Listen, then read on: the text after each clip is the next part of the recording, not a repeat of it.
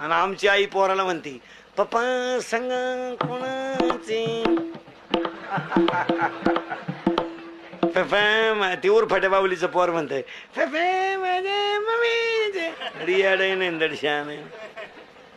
बसलेली तरुण मंडळी ध्यानात ठेवा, आपण शिवाजीच्या संभाजीच्या राज्यातली माणसं आहेत, आबार गवार नाहीत.